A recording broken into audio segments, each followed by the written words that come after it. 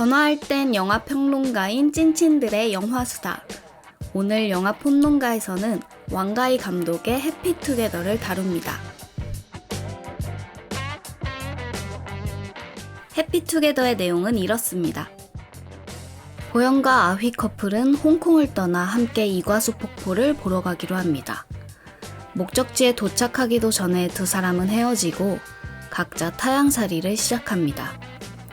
어느 날 보영은 다친 몸으로 아휘를 찾아와 다시 시작하자 말하고 아휘는 아픈 보영을 집으로 들여 돌봅니다.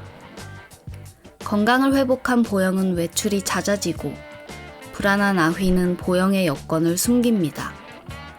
다시 헤어진 두 사람, 보영과 아휘의 사랑은 어떻게 끝날까요?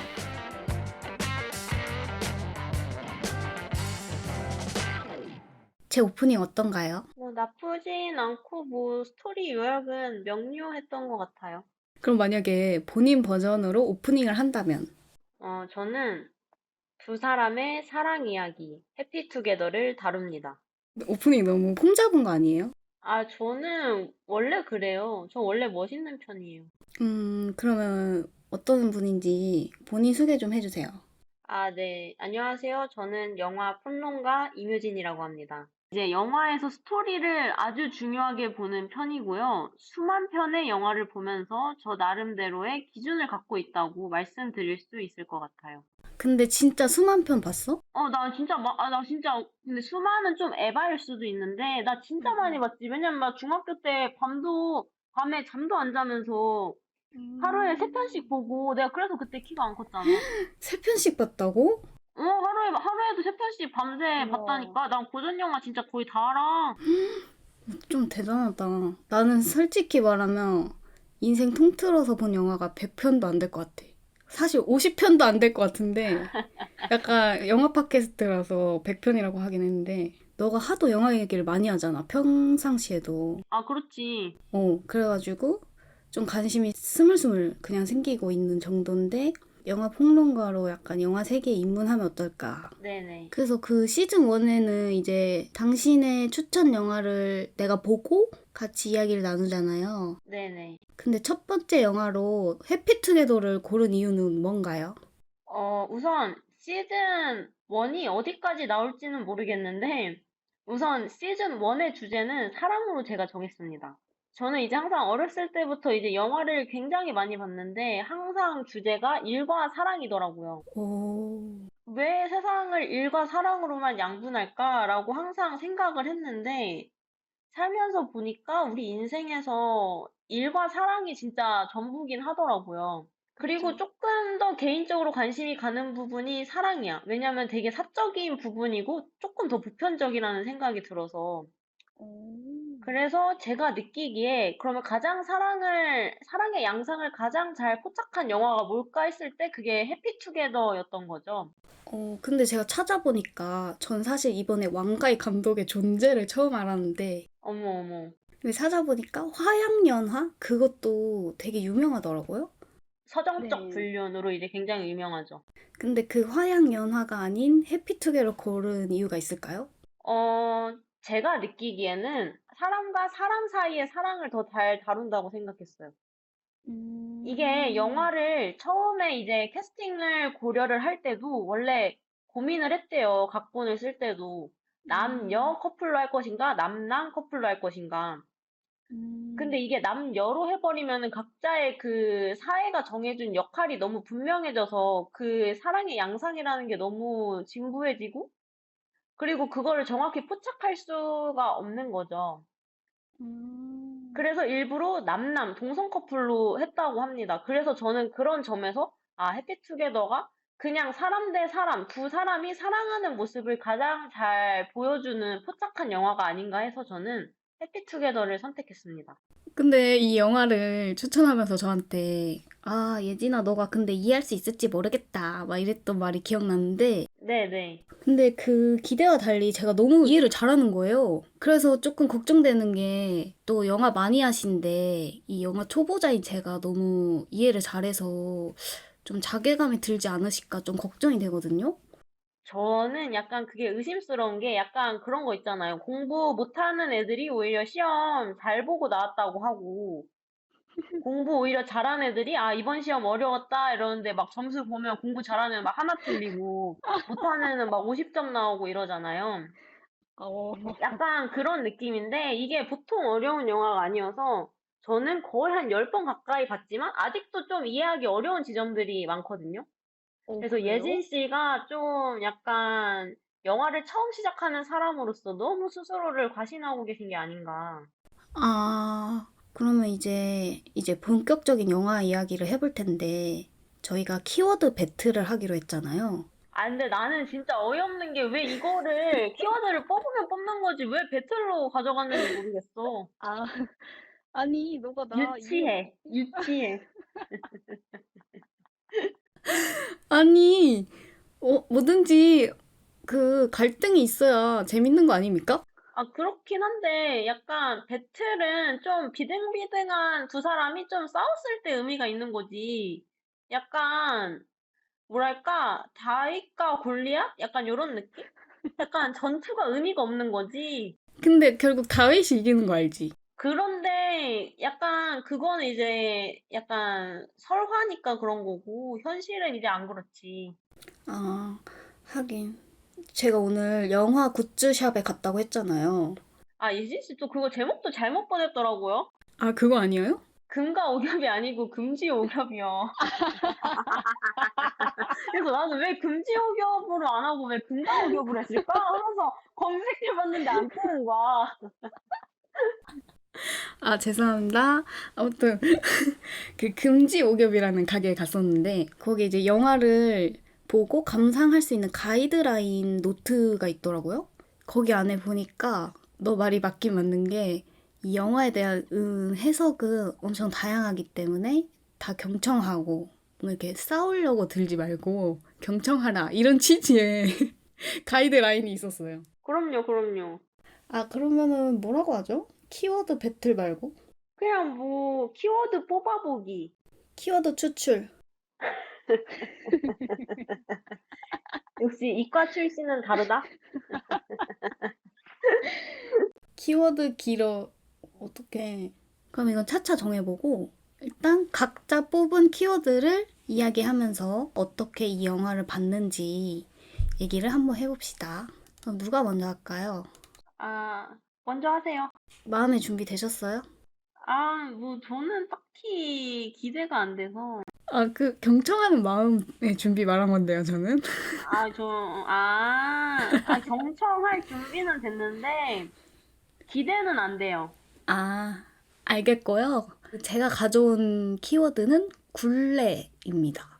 음, 해피투게더를 보면서 아, 사랑은 어떤 굴레에 들어가는 일이구나.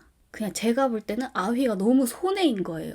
보영은 제멋대로 굴고 아휘는 보영의 뒷수습을 해주는 그런 어떤 기울어진 관계라고 보였어요. 그래가지고 이 관계가 지속되면 아휘는 본인의 삶을 사는 게 아니고 보영이 사고 친 걸 수습하는 데에 이제 시간을 많이 쓸 것이다.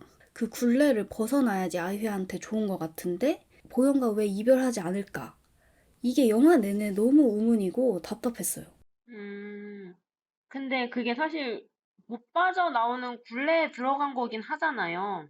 그 중간에 보영이가 아침 운동을 데리고 나가잖아요. 근데 너무 날씨가 추워서 아휘가 감기에 걸렸어요. 아휘는 아파서 누워있는데 보영이가 굳이 막 깨워가지고 자기 배고프다고 밥 달라고. 그래서 아휘도 막 화나가지고 너가 사람이냐? 막 이러면서 하는 장면이 나와서 아휘가 드디어 정신을 차렸나 보다 했는데 그 다음 장면이 아휘가 이불을 두르고 볶음밥을 하고 있잖아요. 그 장면이 굴레에 들어가 있는 걸 보여주는 장면이 아니었나. 근데 그 과정에서 우리가 객관적으로 봤을 때 아이가 약간 손해를 보는 느낌일 수도 있는데, 근데 저는 그때 오히려 아이가 가장 행복했던 게 아닌가라는 생각이 들어서, 그래서, 약간, 굳이 빠져나오라고 말할 필요가 있을까? 그리고 빠져나오라고 말 안 됐어도 그 당시에 나왔을까? 저는 이런 생각이 들었어요. 음, 그러니까 저도 이제 영화 초반, 중반부까지 와, 아휘 너무 답답하다 했는데 나중에 나온 게 아휘가 보영이랑 함께인 것만으로도 행복했다 이런 취지의 대사가 나올 때 이건 내 시선이었고 아휘는 그게 그 굴레가 희생이 아니고 되게 행복한 일상이었구나. 그러니까 저도 이번에 또 다시 보면서 느낀 게 뭐냐면, 원래는 아휘가 거기서 일하면서 돈 벌어서 비행기 값을 벌려고 이제 일을 시작한 거잖아요. 맞아요. 그래서 그때는 밥도 보면은 그냥 샌드위치로 때우고 그냥 진짜 돈을 모으는 게 목표가 되어 있어요. 근데 보영이 돌아오고 나서 이제 또 식당에서 일하는 걸로 바뀌잖아요. 네. 거기서 보면은 그냥 돈 모을 생각이 없고 약간 같이 밥 먹는 데 집중하고 뭐 먹고 싶냐 이런 식으로 하면서 거기 이제 더 이상 떠나고 싶어지지가 않는 거죠. 그냥 그 상태에 머물러 있고 싶어 하는구나라는 생각이 들더라고요. 그런 데서 저는 그 굴레가 약간 되게 아이에게는 행복한 말 그대로 쳇바퀴가 아니었나라는 저는 생각이 들었어요. 그렇게 디테일하게 보시네요? 아, 저는 10번 봤다니까요, 예진 씨. 되게 방금 이게 짚어주실 때 장면들이 생각났어요. 아, 그럼요. 약간 낮게 구슬로 있던 게 깨지는 느낌? 아, 어머, 비유가 너무 고리타분하시다. 저도 그 생각했는데. 근데 전 사실 효진 씨 말 듣기 전에 그냥 진짜 혼자 감상했을 때는 사랑을 할 때 내가 어떤 굴레에 있는지 체크해봐야겠다. 아휘처럼 나 스스로는 되게 행복해서 놓지 못하는 그런 굴레인데 객관적으로 봤을 때 과감히 버려야 할 굴레인데 내가 갇혀있을 수도 있겠다. 근데 그게 사실 현실적으로 봤을 때는 그게 맞는 말이죠. 그쵸. 근데 하기가 힘든? 그러니까 만약에 내가 그 상황에 놓여 있었을 때 나한테 너무 행복한 순간인데 과연 내가 놓을 수 있을까? 사실은 제가 느끼기에는 아이도 이 관계가 끝날 걸 알고 다시 시작한 거거든요. 왜냐하면 맨 앞부분에 그 나레이션이 나오는데 아미가 보영하고 나는 잠깐 만났다가 헤어지길 반복했고 그럴 때마다 항상 보영이 우리 다시 시작하자라고 얘기를 했다고 하잖아요. 그러니까 이전에도 이미 계속 이 과정을 거쳐온 거죠. 그래서 이미 여기 아르헨티나에서 다시 만나자고 했을 때 그게 몇 번째인지도 우린 알 수가 없는 거야. 근데 그렇게 어떻게 보면 아이는 이 관계가 어떻게 끝날지 알면서도 시작을 한 거죠. 그래서 제 주변 친구들도 보면 자기가 객관적으로는 아는데 마음이 못 끊어내는 거죠. 대체로 이런 사랑이라는 게. 그럴 수 있겠네요. 근데 사실 맞긴 맞죠. 만약에 내가 진짜 좋은 친구라면 아이한테 이제 예진 씨가 말한 것처럼 너 이제 그만 거기서 나와. 너 그거 너한테 좋은 관계 아니야. 라고 말했겠죠. 근데 안 들렸겠죠? 에, 안 들리죠. 저는 이 정도? 이 정도 생각해봤어요. 음, 저의 키워드는 조금 길어요. 뭔데요? 어떻게 이별까지 사랑하겠어. 너를 사랑한 거지. 이건 키워드가 아니고 문장 아닌가요? 아, 키워드인데요? 이게 어떻게 키워드예요? 키워드예요. 이거 표절 아닌가요? 표절이 아니고 오마주. 근데 그렇게 키워드를 뽑은 이유가 뭔가요? 예진 씨는 이 아이의 입장에서 아이한테 너무 손해보는 사랑을 하는 게 아닌가? 라고 이제 생각이 들고 당연히 처음 보면 그런 생각이 드는데 저는 계속 영화를 보면 볼수록 이 보영의 입장에서도 좀 눈길이 가더라고요. 왜 보영은 저런 선택을 했을까? 근데 어쨌거나 둘이 만난다는 거는 둘이 서로 사랑하고 있다는 거잖아요. 그런데 서로 둘이 사랑하는 관계에서 생각보다 우리 주변에 보면 아이랑 보영 같은 사랑을 하는 사람들이 꽤 많아요. 아휘랑 보영 같은? 예를 들면 한쪽은 계속 자리를 지키고 있고 한쪽은 우리 먼저 헤어져라고 했다가 우리 다시 만나자. 약간 이런 식으로 오락가락 하면서 만났다 헤어졌다 만났다 헤어졌다를 반복하는 사람들이 은근 많단 말이에요. 그러면 이게 저는 꽤 있는 형태고 전 그걸 포착해낸 거라고 생각했거든요. 그래서 전 여기서 집중할 게 아이가 더 사랑한다 이게 아니고 약간 둘 다 서로 사랑하는데 둘이 다른 형태로 사랑하고 있구나. 저는 그런 걸 느꼈어요. 다른 형태의 사랑하는 두 사람이 만난 거죠. 그러면 아휘의 사랑의 형태는 뭐예요? 예를 들어서 이제 아이의 사랑은 보살핌이죠, 보살핌. 이제 예진 씨가 이제 그 부분에서 아, 얘가 더 사랑하고 얘가 더 애틋한 사랑을 하는구나라고 느낄 수도 있어요. 그래서 예진 씨 말처럼 담배 사주고 밥 차려주고 씻겨주고 하는 게 이제 아이가 사랑을 표현하는 방식인 거죠. 근데 보영의 사랑은 조금 다른데, 근데 자세히 살펴보면 보영이 오히려 더 사랑 표현을 했어요. 예를 들면 둘 사이에서 항상 먼저 시작하자고 한 사람은 보영이죠. 이제 보통 연애를 할 때 먼저 고백하는 사람이 지고 들어간다라는 이런 말이 있는데, 이 인식으로 따르자면 보영은 이제 먼저 사랑을 고백하면서 을의 사랑을 자초한 거라고 볼 수 있죠. 저는 아휘가 오히려 을이라고 생각했는데 시각이 정반대네요. 그냥 계속 기다리고 있다는 입장인 거지. 어쨌거나 먼저 우리 만나자라고 말하는 사람, 내 사랑을 먼저 표현하는 사람은 사실 보영인 거죠. 사랑한다고 아이는 말한 적이 없어요. 사실 따지고 보면. 아이는 좀 사랑 표현을 하는 느낌은 아니에요. 흔히 우리가 말한 에로스적 사랑을 표현하는 사람은 아니고 오히려 보살핌, 이런 부모 같은 사랑을 하는 사람이 저는 아이라고 느꼈어요. 약간 품어주고. 근데 우리가 그걸 객관적으로 봤을 때, 아, 뭔가 아이가 더 성숙한 사랑을 하고 있구나라고 생각할 수도 있는데, 근데 만약에 내가 그 관계에 대입이 됐다고 생각해보면, 나한테 표현 안 해주는 사람, 나한테 먼저 만나자고 말도 안 해. 그냥 근데 만나자고 하면 또 만나는 줘. 근데 좀, 또 헤어지자고 하면 또 헤어져 줘. 같이 있을 땐 잘해주면서도. 근데 그러면은, 그럼 어때? 너무 애간장 탈 것 같은데? 그러니까 이거 얘도 꽤 힘든 타입이라니까? 그러네. 그런데 그렇게 보면은 보영이 입장에서는 보영이는 난 더 얘가 표현해줬으면 좋겠는데 라고 생각했을 수도 있어요. 챙겨주는 거는 내가 불쌍해서 그런 건가? 라고 생각할 수도 있잖아요. 아픈 상태였으니까 또. 커서 다치고 왔으니까. 그러니까 이게 우리가 봤을 때는 아, 뭐야, 누가 봐도 아휘는 보영이 좋아하네. 그리고 실제로 아휘 나레이션도 나오고. 근데 보영 입장에서는 그냥 아, 얘는 그냥 항상 내가 불쌍해서 받아주고 보살펴주는 거지 사랑하는 건 아닐 수도 있겠다. 약간 이렇게 느낄 수가 있는 거죠. 그러니까 아휘의 표현 방식이 너무 인류애적이라고 해야 되나? 그러니까 그냥 사람 대 사람의 입장일 수도 있는 거죠. 보영의 입장에서는.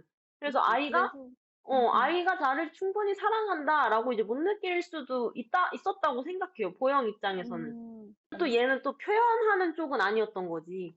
입으로, 말로. 근데 사실 말로 표현하는 것도 꽤 필요하잖아요, 관계에 있어서. 그 고맙다는 말 한마디도 되게 사람 대 사람 사이의 관계를 끈끈하게 만들어줄 수 있는 건데, 사실 어떻게 보면은 아이는 너무 말을 안 하니까 답답하죠, 사귀는 사람 입장에서는. 보영이도 되게 힘들었겠다. 아, 그렇다니까요, 난 예진 약간 씨. 보영이가 좀 별로였어. 그러니까 너무 대체로 잘생겼더라고. 다들 그렇게 생각하더라. 그러면 예진 씨는 둘 중에 누가 더 사랑했다고 생각하세요?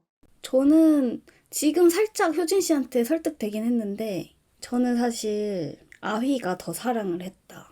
음, 그냥 아휘의 행동이 진짜 보통 인내심을 할 수 있는 게 아니거든요. 그렇지 않아요?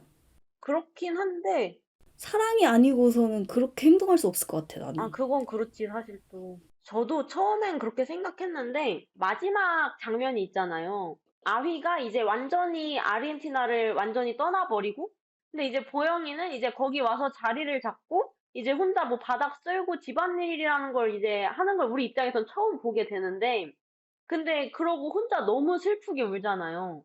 저는 그때 그 장면을 보면서 아, 보영이가 더 사랑했구나. 더 끝까지 잊지를 못하는구나. 왜냐면 이미 그때 아위는 보영을 잊은 상태잖아요. 이미 새로운 사랑을 찾았다고 해야 되나? 다른 사람으로 넘어간 상태인데 보영이가 오히려 더 못 넘어간 상태라는 걸 보여주잖아요. 그래서 저는 보영이가 더 사랑했다고 생각을 했는데 이게 또 요즘에 드는 생각은 더 사랑한 사람이 떠나는 게 아닌가. 우리 헤어져 하는 사람이 오히려 더 살아나는 거다. 뭔가 얘가 나를 그렇게 내가 원하는 만큼 사랑하지 않는 것 같아. 얘는 과연 나를 사랑할까라는 의문이 들 때, 내가 이 사람을 떠남으로써 이 사람이 나의 부재를 느껴서 나를 더 사랑하게 됐으면 좋겠다. 그걸 확인했으면 좋겠다. 그래서 보영이가 보면은 항상 떠나고 돌아와요. 그냥 완전히 떠난 적은 없는 거지. 너무 얘 입장에서 슬픈 게, 우리 헤어져 이러는데 붙잡지 않아. 어. 그리고 다시 만나자고 하지도 않아. 근데 항상 내가 돌아와서 다시 얘기해야지만 그냥 다시 만나. 음, 그럼 만약에 아휘랑 보영이가 오은영 박사님을 만났어. 그럼 어떻게? 어떤 솔루션이 나올까? 둘이 안 어, 헤어지고 관계를 개선하고 싶어. 부부 클리닉처럼. 약간, 나 뭐 할지 알 것 같아. 뭐야? 둘이 그 입장 바꿔서 연극하라고 할 것 같아. 아, 어, 나한테 했던 행동을 내가 어, 하고 음, 상대방이 느낄 수 있게. 역지사지 그러면, 기법? 각자 스스로의 단점을 알게 되겠지. 괜찮다. 아니, 저의 진지한 얘기를 갑자기 이렇게 오은영 박사로 받는다고요, 예진 씨? 아, 갑자기 불쑥 아이디어가 번쩍 떠올랐지, 뭐야? 아, 아, 근데 너무 그렇게 생각하니까 너무 안타깝다. 어떤 거? 둘의 사랑이. 그러니까 둘이 애초에 안 맞는 사람들인 거지. 아, 그 사랑하는 방식이? 그러니까 둘이 그걸 반복할 수밖에 없고, 계속 결국엔 그래서 헤어질 수밖에 없는 사람들인데, 사랑해서 만나는 거지, 말 그대로. 그러고 보면 사랑은 참 신기하네. 아, 그렇지. 근데 감독 다른 영화에도 나오는 대사인데, 사랑은 진짜 갑자기 찾아오는구나. 아, 그게 대사야? 대사는 아니고, 남자는, 예를 들면 우리나라로 치면은 좀 세입자고, 원룸에 들어간, 거기 여자는 그 건물을 가진 아버지의 딸이야, 남자의 딸. 둘이 그런 식으로 그냥 서로 친구로 그냥 아름아름하는, 그냥 인사하는 사이였다? 응. 근데 갑자기 둘이 그냥 그렇게 소소하게 대화를 나누던 장면에서 갑자기 화면이 확 이렇게 까만색으로 깔리면서 글자가 나와.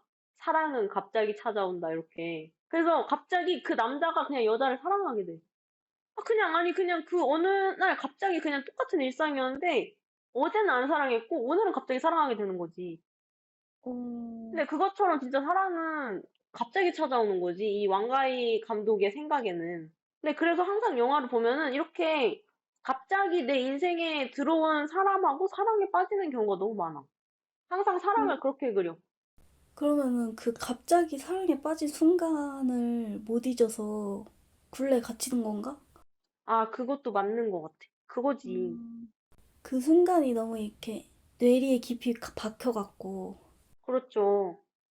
약간 좀 뇌과학적으로 설명하자면 그때 도파민이 확 분비되면서 그 도파민이 확 높아졌던 순간을 못 잊는 거죠. 마치 마약처럼. 약간 도박도 맞아, 맞아. 한 번 크게 벌어본 사람이 중독에 빠지는 것처럼. 그 도파민이 확 올라가니까. 음. 약간 사랑이 딱 어. 그런 건가 봐. 근데 내가 최근에 그 사랑 관련 책을 읽었잖아. 제목 뭐더라? 아, All About Love. 근데 거기 All About Love의 핵심은 사랑은 의지고 행동이고 선택이다. 이런 주장을 하거든? 근데 이거는 약간 도파민과 대립되는 것 같기도 하고. 그러게. 근데 야, 사랑은 의지고 선택인데, 애초에 사랑에 빠지는 거는 선택은 아닌 것 같아. 그 이후에 그걸 어떻게 유지시켜 나가느냐가 의지고 선택인 거지. 그런 하긴. 생각 들지 않아? 그래서 사랑이 좀 신비로운 것 같아.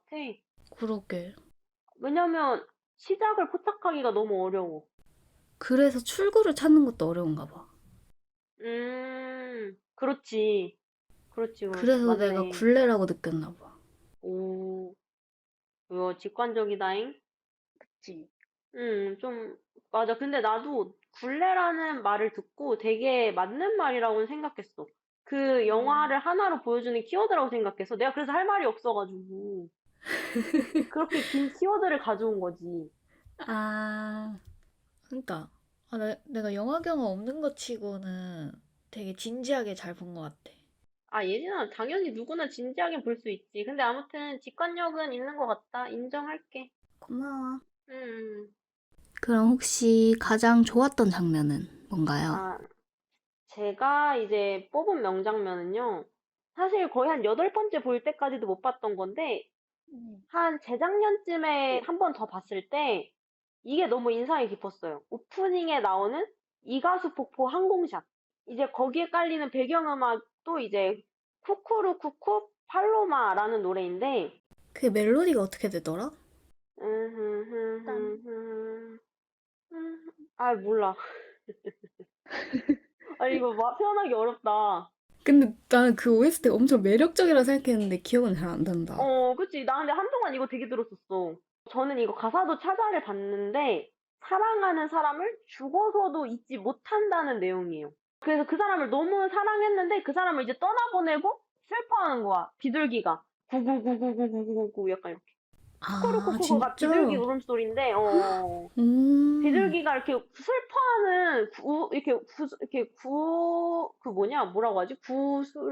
구슬픈 목소리 음. 그걸 표현한 거예요.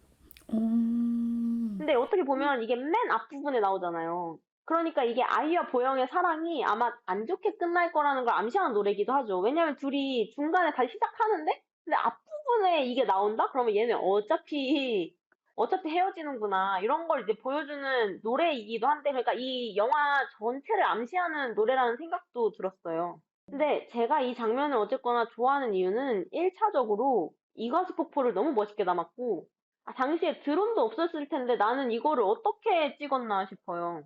나도 그 생각했는데. 진짜 어떻게 찍었지? 그래서 내가 마지막, 이게 처음에는 뭐 매달아서 찍었나 이랬는데 사실 그러기에는 폭포가 너무 크고 더 위에서 담아야 그니까. 되잖아. 내 응. 생각에 아예 헬리콥터 타고 그냥 사람 찍었을 것 같아. 그게 좀 구도가 예쁘다기보다는 좀 가까이 잡았다 해야 되나? 그래서 되게 뭔가, 그러니까. 그래서 되게 압도적으로 보이지 않아? 맞아. 그치? 그래서 그 장면이 그냥 너무 멋있어.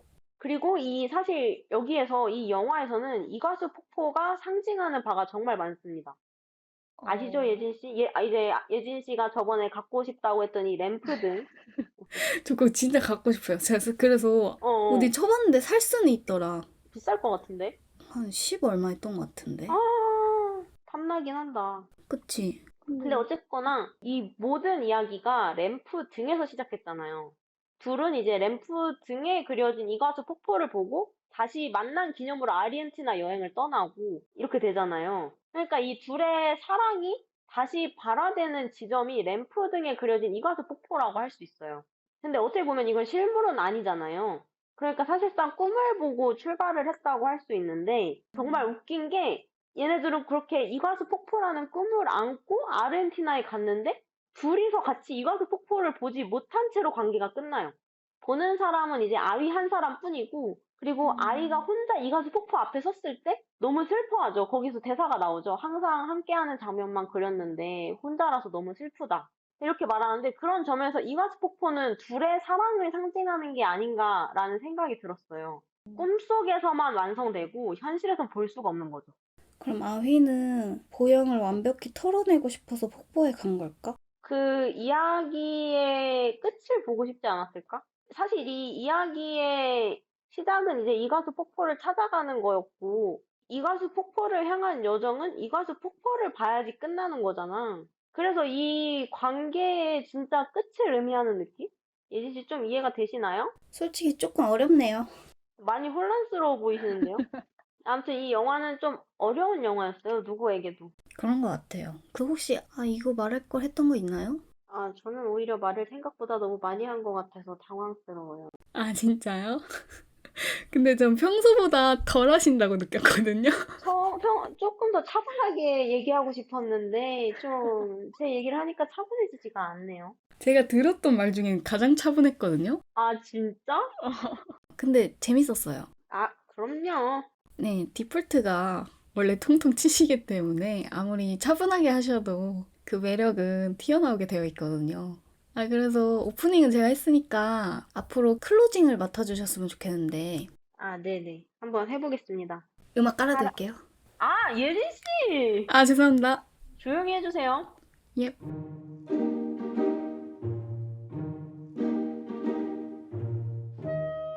사랑은 둘레와 같아서 잘못된 걸 알면서도 빠져나올 수 없다. 그럼에도 그 사랑이 의미 있는 까닭은 그와 함께하는 순간이 즐겁기 때문이다. 마치 찰나의 탱고처럼. 오늘의 영화 평론가 여기서 마칩니다.